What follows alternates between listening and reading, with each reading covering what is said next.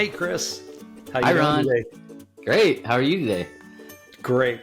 Another exciting day doing a webinar. Today we're Yes, going to sir. talk about Payment Hub. And I think maybe let's go a little technical today. Let's talk about ERP integrations in Payment Hub. What do you think? Yeah, I think that sounds awesome. Awesome. Well, since you're the tech guy and I'm more the business guy, I'll start with just the need first, right? So we'll start at the top and we'll talk a little bit about the business need, and we'll talk about why we do these and why we need this, right? So we'll throw a couple of them out there and we'll ping pong them back and forth. So obviously the first one for me is that I get a lot of calls from clients that have ERPs that are stuck on a certain payment processor, right? And these payment processors will have a relationship with a specific ERP, and they'll call and say, "Hey, I'm paying 3.5%, and I'm on NetSuite, and I'm stuck on XPay. Is there any way we can migrate those payments off?" Right. So that's kind of the biggest need. So they've got a technical need because there's only one plugin for that ERP. And two, usually because the competitive rates, right? They want to get a competitive rate. They're stuck paying really high rates. They want to either take advantage of level 2, level 3 interchange, or they want a wholesale rate because they do a lot of B2B purchasing. And there's a lot of reasons why they can get a competitive rate, but they're kind of stuck because, they've got this multi-$100,000 ERP investment that it's not really easy to pick up and say, "Hey, we want to save $500 a month on credit card processing, so we're going to swap out our $250,000 ERP." That just doesn't work. So Right. that's a big one that forces them not to. You've got a couple others around. Another big one is decreasing the accounts receivable timeframe, right? I mean, you talk about it even with Clarity, right? We send bills out, and theoretically they're net 30, but how often do they go net 45 and they go net 60? And the customers are like, "Well, we're paying your bill. We don't expect you to charge us late fees and things like that." There, right? They exploit the goodness of their relationship, if you will, right? So one of the things that you can do is, how do we speed that up? How do we provide more timely notifications so that net 30-day timer starts faster? How do we automate their payments and consolidated payments so they can pay easier, which makes it easier for them to pay faster? How do we send recurring notifications to keep reminding them that their bill is either late and or they need to pay their bill? Things like that, right? So by doing so, that also improves customer sat. It improves their engagement. And finally, a lot of our clients are asking me for self-service, right? How can I extend to my clients so they could go in one or two clicks find every single invoice from last month that has an outstanding balance, click a button and make a consolidated payment and pay them all off? How can I let my clients during COVID, when they have a $50,000 outstanding invoice, they can't quite afford the 50 grand, but how could I allow them to pay 10 grand? So at least I get something, right? All of these are reasons why we came up with Payment Hub, why we sell Payment Hub, and why clients call me and ask me for Payment Hub. Is there anything else regarding the need as to why Payment Hub's important, or why you might think a customer might want Payment Hub that you want to add to that list? Obviously, there's a couple of them in there that I didn't touch base on, right? I think that was a great list. And I think in general, the main point is that from a just foundational perspective, the reason that we sort of got into the payments and the payment hub space was because of the need, right? And we actually had some different partners and then different clients literally saying there wasn't a good solution out there, and they were curious if we would build one. And I think that's always a good product market fit indicator whenever you have these ingredients with our e-commerce platform and our depth of experience with over a decade and a half operating in the e-commerce space, and then all of our integration experience. It was a very happy marriage from the start with this need. But there's a huge need, and I think you hit the nail on the head with the fact that a lot of the ERP integrations are tied to a single payment processor. And in some cases, they're tied to a single payments company, and their integration just isn't as in-depth as it needs to be. And so this is a huge Right. challenge if you're trying to make an improvement to your payment processing. So with that, I think it would be great for us to talk about, what the solution is and some of the key things to look for in your solution. Yeah, I agree. So, yeah, so this started, about a year and a half ago, and we actually had some payment processors call us. And the first thing they asked was like, hey, we are trying to get into these competitive environments. We're trying to oust a competitor, but we don't have an integration with Oracle or NetSuite or Dynamics AX, GP, pick your poison, right? I mean, I got calls on every single one of them. And the great thing, like you said, with over a decade and a half, I mean, we have 17 years in the e-commerce space. We've done over 1,500 sites. Probably two-thirds of those have some kind of payment element in it, right? So we've been integrating payment gateways and payment solutions and doing invoicing in our B2B e-commerce platform for over 15 years. So we'd already done it, right? So when they came to us, they're like, hey, have you guys ever integrated Oracle? Yes, many, many, many, many times, right? What about NetSuite? What about AX? I mean, pretty much every single ERP that they threw at me, we had already integrated. We were already doing invoicing payments. We were already doing credit card payments. We were already doing 90% of what they were looking for. We just hadn't extracted a solution just focused on payments out of our e-commerce and sold it, right? And that's really what Payment Hub is. And that was kind of how it was born, was these payment partners, like Chris said, started coming to us going, hey, we're looking for someone who specializes in integration. And as we're doing research, we're finding your name keeps popping up doing all these integrations. Do you do payments? And we're like, well, yeah, we're in the e-commerce space. So we do credit card payments and ACH payments. And we've been doing that for, the entire time we've been in business. So like you said, I think the way you've said it before when you and I've talked about it was the market fit, right? The market fit was just perfect for a solution like Clarity to step in where we've got this both the depth and breadth in all these different ERP integrations and all these payment gateway integrations, right? So the first thing for Payment Hub that it had to do, and we've kind of bounced around this for the last 10 minutes now, is the ERP integration. First thing it has to be able to do is integrate with any of the ERPs, right? So that it can provide payments to any gateway and or processor to and from the ERP. The other thing is the invoice processing, right? That's a big part of it. So why don't you, if you want, talk a little bit about the invoice processing and technically how we do it and how the payment gateway is integrated with the ERP in order to do the invoice processing. Yeah, so I think one of the things with the ERP integration is making it so that it's very natively friendly for the users. One of the things that I've always seen, Ron, whenever there's any kind of a platform or software that gets added or changed, it can have a dramatic impact on the business, even if it might seem simple to someone who has a really strong technical background. It's just so important to make it really easy for the users, the consumers of the ERP, and to have training and resources that are available in a logical sort of easy to sort of self-educate format so that they can access any detailed technical information if it's necessary. Ideally, it's just not necessary. And then the other thing I would generally say is that whenever we're doing these integrations to the ERPs, there are a lot of nuances and differences between the different ERPs. And whenever you're selecting a vendor, you're probably going to want to really get into the weeds about their experience with your ERP system.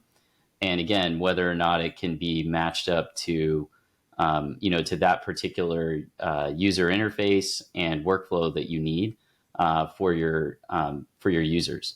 And this would be for both external and internal users.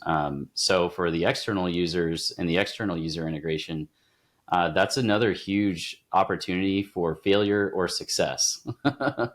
And I think that one of the challenges there is, again, just identifying what your customer's workflow is typically going to be, and what your customers are going to be used to, that's just going to be intuitive for them.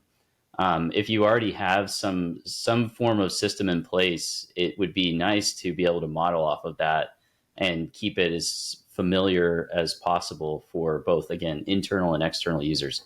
So my thought, Ron, would be to just kind of speak to that side of it first before kind of getting into the technical weeds.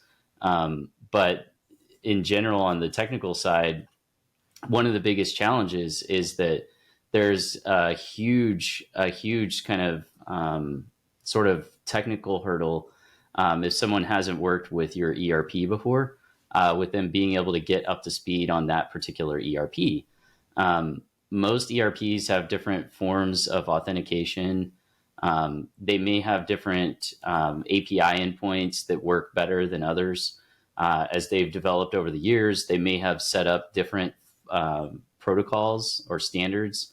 Typically, we'll see ERPs that have flat file systems for integrating that will then migrate to SOAP or XML based, and then finally to REST or maybe something even more advanced.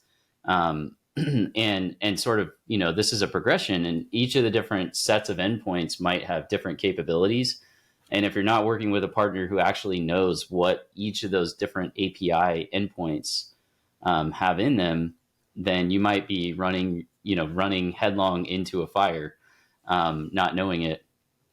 The other thing that I would say is that one of the sort of opportunities from experience is to be able to really, when you're working with a implementation partner for a payment project with an ERP integration, is look at the process that they follow. Do they have a process for setting up a staging environment or a sandbox? Are they asking you about that? Are they considering the licensing and the licensing implications for endpoints as well as a sandbox environment? These kind of things are really important so that you can take advantage of this technology stack that is available. I think those are key considerations. So yeah, let's talk about that briefly. So here's kind of the overview. So the issue we have, let's just take NetSuite. We've got invoices in NetSuite, and we've got usually a B2B or some kind of ordering process. So these orders come in through an online B2B portal, and those orders need to be moved over and pushed into NetSuite, or those orders come in on phone, fax, email, however, to the company, right? And so the orders get placed into NetSuite. So orders get placed into NetSuite. And then what ends up happening is as soon as the client ships or whenever they want to bill them, they generate an invoice. And then somehow they have to manually email and get that invoice sent to the client. And then that client has to make a payment. And right now, I think the business, the last time I read, there's still $25 billion a year in paper checks being sent to businesses to pay for these invoices, right? So the time to payment is really long. They're not getting paid for, sometimes net 30 is right out the window, right? And it's taking them net 60, but they're not overbilling them because they called to get their payment and they said, oh, we already sent the check. We sent the check way under the 30 days, it's the post office's fault, right? And then they want to keep the client happy. And so their time to payment is really high.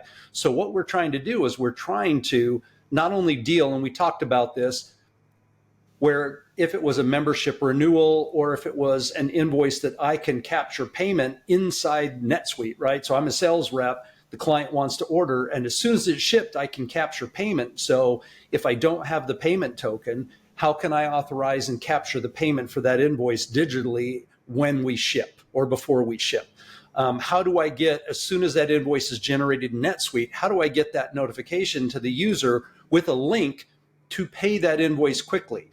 If they pay that invoice, how do I get that payment posted back to NetSuite? When I have multiple invoices and they have net 30, how do I give them an ability to go out and view and print and download or forward all of those invoices to the CFO to get paid, right? So that's really the high level part that I was kind of missing is what is this architecture? So now what we've got is we've got Clarity Payment Hub, which uses our checkout capabilities that we've had in our e-commerce platform forever, right? So you think about my e-commerce, it's like if I go on Amazon.com and Amazon was a B2B platform, I would be able to log in and not only see my order and my order history like I can today and order again, but I would also theoretically see my invoices, right, that I've been invoiced. And I would be able to pull up an invoice, look at that invoice, click a button and pay that invoice in real time from my digital wallet. That's what Clarity e-commerce does, and we have for 15 years plus. So basically what Payment Hub is we've taken that digital wallet capability and that invoicing capability along with our integration platform that integrates to these ERPs. And now what we do is, as those invoices are generated in the ERPs, we can pull that invoice out, pop it up into our portal, automatically send an email notification to the user and go, hey, Chris, here's your invoice. You need to pay your invoice. Your 30-day timer starts now. And Chris can either log into the portal and pay that invoice. There's 4 different payment methods, right? Chris could actually log in, view his invoice, and pay his invoice. I could initiate from, again, we picked on NetSuite. So from NetSuite, initiate a link to Chris. And Chris is like, I'm not going to pay this. I'm going to send this to Kristen. She's going to pay it.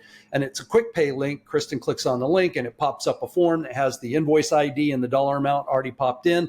All she has to do is enter the card information, hit submit, and she can pay the invoice. We can batch process the invoices. And then the final one is if it was a automated collection where we authorized Chris's card during 3 days ago when he ordered a made-to-order manufacturing item, and 3 days later when it's manufactured, we already authorized the card. I just need to capture or batch capture those funds. And so I need the sales rep now, when they pick and pack it and ship it, to be able to click a button and say, capture the payment, right? So those are the 4 different payment methods that we need to do in a normal business invoicing capture, payment capture scenario. That's what Payment Hub does. So let me turn it over and see if I missed anything, Chris, that you wanted to add to that. Oh, I think that was great. Thanks. All right. So the big thing there is obviously capturing the payments. So we'll just kind of start with capturing the payments, right? We need to make sure that payments can be initiated in multiple places. Like I just said, one, it can be initiated in the ERP when a CSR is trying to capture funds for a phone-in order, a fax order, or trying to capture funds for a membership renewal. Or if it was a made-to-manufacture item that we authorized 3 days ago, and now before they ship it, they want to be able to capture the funds before it's shipped, right? So that it needs to be, payments need to be able to be initiated from the ERP side, which then means that that payment capture needs to be connected to whatever payment gateway we're talking about, right? So that's one option. Payments also need to be initiated on the other side. So when I post that invoice to the payment portal and Chris wants to go in and pay all of his invoices, that invoice payment capture needs to be captured from the payment portal. Or the last example I gave you about Chris not wanting to pay and sending it to Kristen, when he forwards a quick pay email link to Kristen and Kristen goes to pay, she's got to be redirected to a payment form that can also capture that payment. So we've got multiple locations that we have to expose to make that payment processing easily done, right? So on the ERP side, it has to be able to be done on the payment portal side and usually a payment form side. And then the final one is the batch capture, right? If we are a manufacturing firm and we take 27 orders throughout the day, and then we manufacture those items, and then the next day we ship them, that night we want to go capture all 27 of those invoices that we're ready to ship or we just shipped, right? So the batch capture. So those are all kind of the payment capture that we want to be able to do. So payment information has to be, when we do all this payment, has to be bidirectional, right? If I phone in and make a payment, that payment has to be updated in the ERP. So if my CFO sends a check in and paid half of an invoice, then when Chris goes to pay that invoice online, that half payment has to be applied to that invoice and has to be updated so Chris doesn't pay the whole thing and we double pay. So not only do payments have to flow when Chris makes a payment down into my NetSuite ERP and mark the invoices being paid for accounting team, if accounting receives any additional payments outside of the payment portal, those payments have to be applied in the ERP and posted back up to the payment portal. So payment flow, invoicing information, and updated information has to flow bidirectionally, right? Do you want to add into, now that we've kind of determined how the payments are made and where the payments are made, do you want to add any of the technicality of the APIs or the payment processing or any of that additional information in there about the tokens or anything? Yeah, I think that's a great sort of area to just briefly mention that whenever you're dealing with different payment processors and different API endpoints, to get all of those capabilities that you mentioned, Ron, with being able to sort of at different points in the process have workflow or logic or steps, if you will, You're going to want to verify that whoever you're working with, number one, even knows about that, and is competent to be able to execute on it in general, but then also that they have experience with your payment processor that you need doing that. And, in some cases they won't, and, they just need to have a plan to be able to handle those scenarios. And then I would say, in general, the other big thing would be just understanding how your team is going to test all of this. One of the biggest things that I see with implementations is that there's sort of like this assumption that the development team is going to test everything thoroughly by the business side. And then the development team will tend to assume the business side is going to test everything thoroughly. Obviously, you want to work with a development partner who's going to help drive and lead this process. But ultimately, all parties will need to have some ownership of the testing and planning around that testing. So we would encourage just really thinking about that proactively during your planning phase as well. But other than that, I think, the biggest thing is that some of these different endpoints can be older. Some of them are newer. It just requires that you actually verify that the partner you're working with has done this before, that they've worked with these APIs and they're using the latest endpoints, et cetera. So we've got a couple more things that I'd like to throw in there technical wise, right, that are a little more difficult. So we briefly touched on membership renewals, right? And then we talked about potentially needing to get the authorization token for manufacturing and then later batch capture. But we've got a couple others when it comes to surcharge collection, subscription payments, CSR emulation, level 2, level 3 interchange rates. I think we should talk about those a little bit because those are where a lot of these, when clients come to me, they're like, oh, well, we found this off the shelf connector and it allows us to process a payment, right?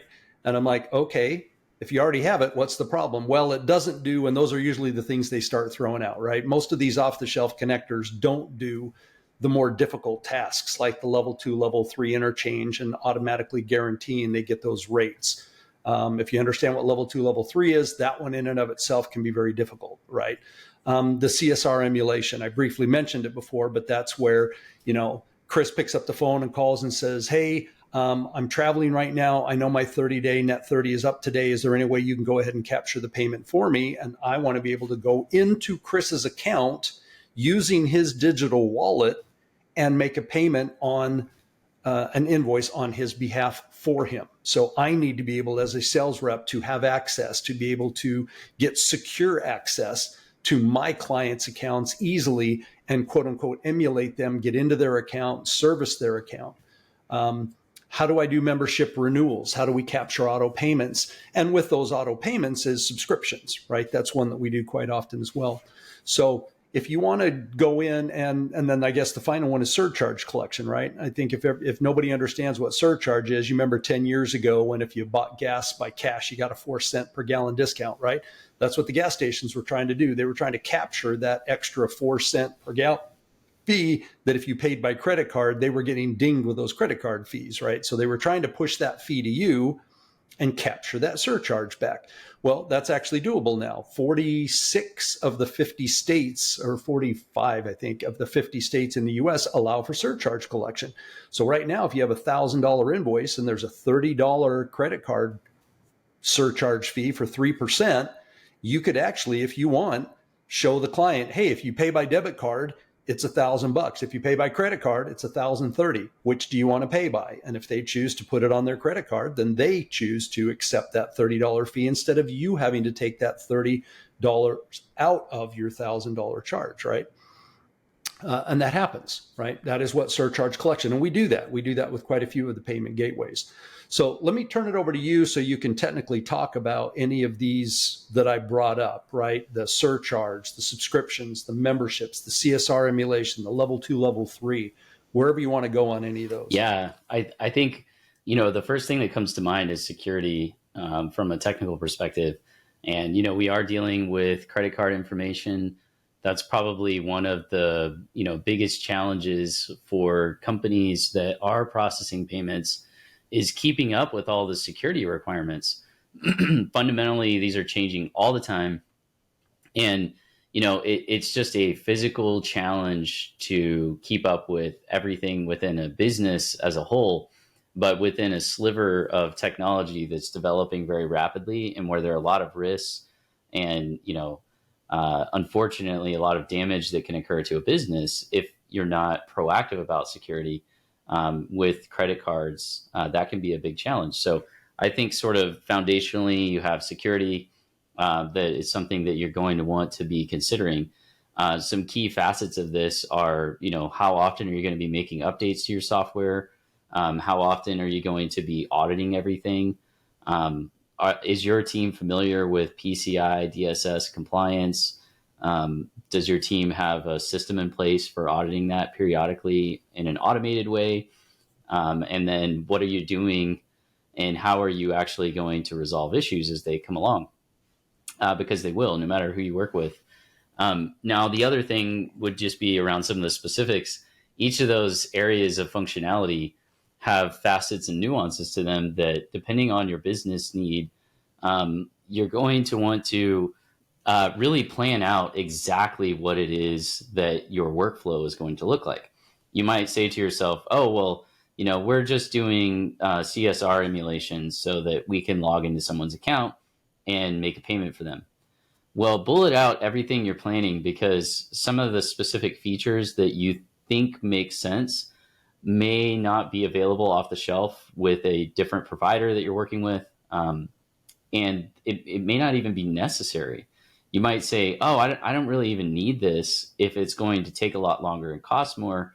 I just want whatever you have off the shelf. Can you show me that?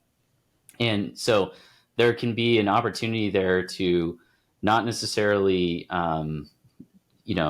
lower your bar, lower your standard, but maybe even just go with a more industry standard use case scenario that's just easier for everyone to use and gets rid of any unnecessary sort of functionality.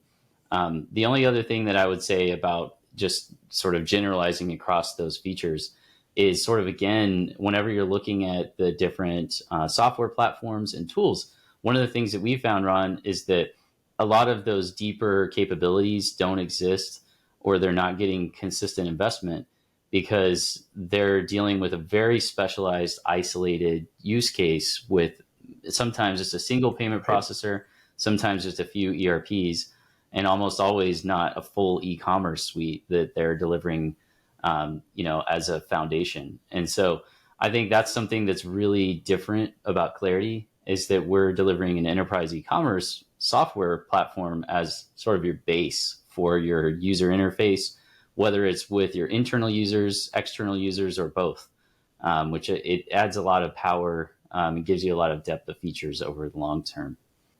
Yeah, well, and it gives you the API that comes along with that enterprise platform, right? The integration platform that we've used to do all those enterprise integrations, and the team that's actually built and done that. So it's not like we came up with and went, oh, let's go do a product, and we've got, half a dozen developers just trying to build a product from scratch. We've literally got a team of 60 developers that have been building these enterprise integrated invoicing solutions for 15 plus years. And that's what the core is of this platform. So to translate that, it's highly extensible. You could come back and go, okay, well, it's an invoicing payment portal, but what if I want my clients to be able to go in and see their order history too? Oh, okay, well, then we'll just add the orders module because it's the e-commerce platform. We actually took the orders module out of the payment solution. It's the e-commerce solution, just only showing the invoices. But if you want to add orders in, we can add orders in, right? So it can be fully expanded back from just a payment solution, which was born out of that enterprise e-commerce platform, back into that enterprise B2B e-commerce platform. If you guys want to extend that platform into offering online custom quoting and custom orders and reorders and bulk orders and all the stuff that we've been doing for the last 15 years, that's also available on top of, as plugins, if you will, to this payment solution. So I think we've covered everything real well.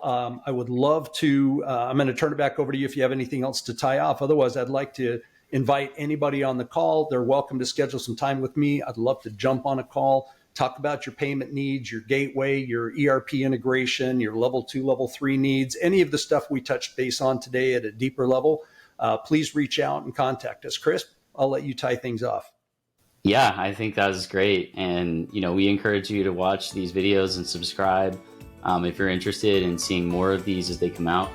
Thank you guys for watching, and we'll look forward to seeing you in the next one. Bye for now. Bye for now.